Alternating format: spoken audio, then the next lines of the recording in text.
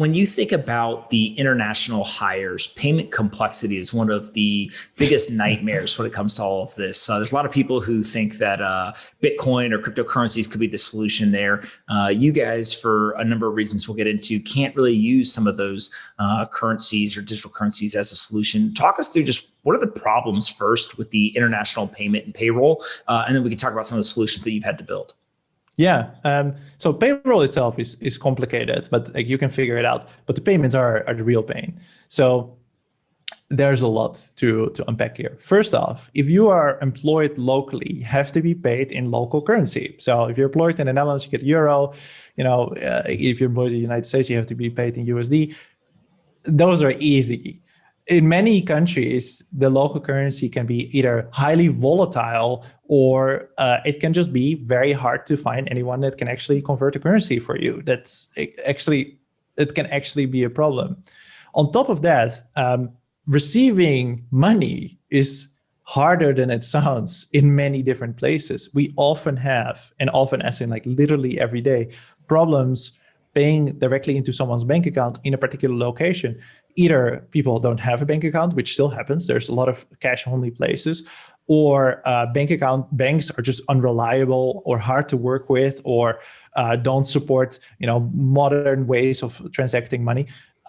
There's an infinite amount of problems. And then for us specifically, we tend to have a local bank account. Opening a local bank account is incredibly difficult. It's harder to open a local bank account than it is to set up a local entity in most cases. I had to fly to multiple countries, and post-COVID, I have to do all sorts of weird things. I literally have different colored pens on my desk because I have to wet sign so many documents every day that it's the kind of stuff just to open a bank account is crazy. And then once we're there, it still tends to be incredibly hard to just work with them at all. And then we, as a business, we have to think about, our customers, we invoice them in whatever currency they want. And then we want to pay out directly in local currency.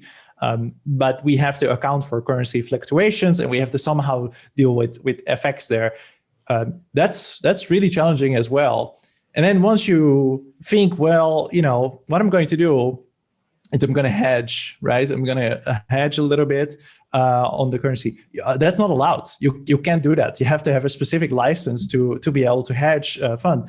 So okay, well, what we're going to do is we're going to estimate how much it's going to cost, and then we're going to charge that. Well, now, instead of just paying someone's salary, you're charging for a product. So you have to pay taxes over that bid that's your fake hedge. There's no way out. And we face this every single day. And so, we work with a number of really large partner banks that have bank accounts all over the world. And it makes it easier, but it does not solve any of these issues, particularly compliance issues. They keep biting us. It's a nightmare.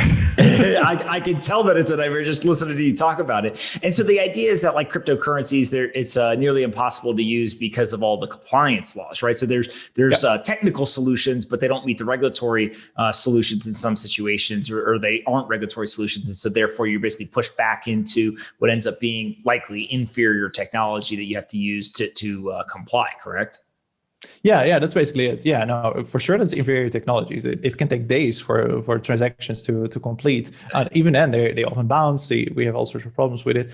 No, cryptocurrency has a huge potential to solve these kind of things, but it's never allowed. We always have to pay in local currency. There's exceptions to this. If someone is a contractor, they're willing to accept it, or you could imagine, we haven't done this, but you could totally imagine setting up something local that then automatically converts into cryptocurrency if everybody agrees with that. But it's never allowed for us to directly pay someone in a cryptocurrency if they're legally employed by us. In fact, the local governments are nowhere near, in terms of bureaucracy, in terms of laws, nowhere near thinking about cryptocurrency. They're not even aware of the state that you can hire someone in a different country, right? That's in itself already a thing that we have to fight. In the majority of countries in which we operate, we have to explain what we do. And then they say, oh, you mean offshoring? And we say, no, companies just hire great people that just happen to live in your country.